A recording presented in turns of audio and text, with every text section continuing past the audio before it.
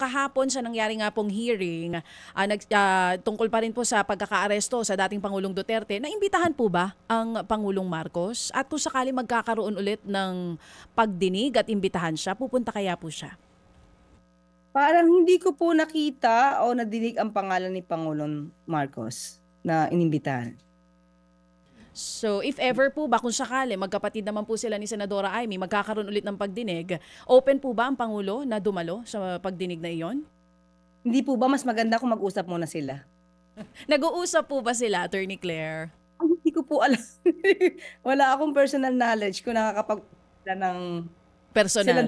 Oo, Opo. sige po. Pag-usapan natin yung ilang points na na-bring up kahapon sa nangyari nga pong pagdinig dito pa rin sa, na may kaugnayan sa pagkakaaresto pa rin sa Pangulong Duterte o dating Pangulong Duterte. May nabanggit po si Vice President Sara Duterte kahapon. Ang sinasabi niya, illegal ang naging pag-aresto sa dating Pangulo dahil wala daw po itong warrant of arrest mula sa korte dito sa Pilipinas. Ang tawag niya daw po dito, extraordinary rendition. Ano pong sagot ng palasyo dito? Siguro yan po talaga madidinig natin dahil talaga pong yan ang magagawin nilang depensa na walang warrant of arrest sa in-issue ang lokal na court, no, local courts dito sa Pilipinas. Pero tandaan po natin, inamin naman po at maliwanag naman po na sinabi ng ICC na may warrant of arrest. So tayo sumusunod lamang kung ano ang sinasaad ng batas sa RA 9851.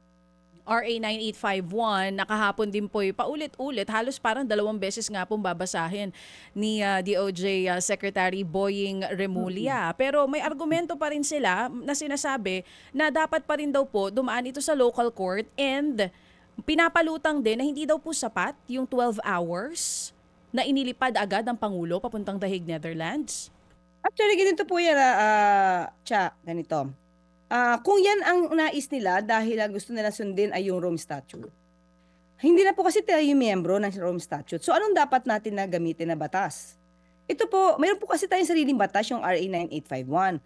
Kung saan sinasabi dito, doon sa Section 17, maliwanag naman po kasi yun, na we can surrender, prerogative po ito, na pwedeng gawin ng gobyerno, ng pamahalaan, ng administrasyon, na isurrender or extradite. Pero may nakasabi po sa Section 17, kung mapapansin nyo, ang nakalagay po doon ay to surrender or extradite to the international court, if any.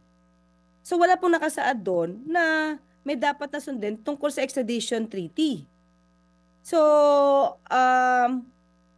kapag ka po isusurrender sa state, iba po kasi pag international court or sa state. So, basahin ko na lang po para sigurado tayo. Teka lang po, 17. Okay. Ito po.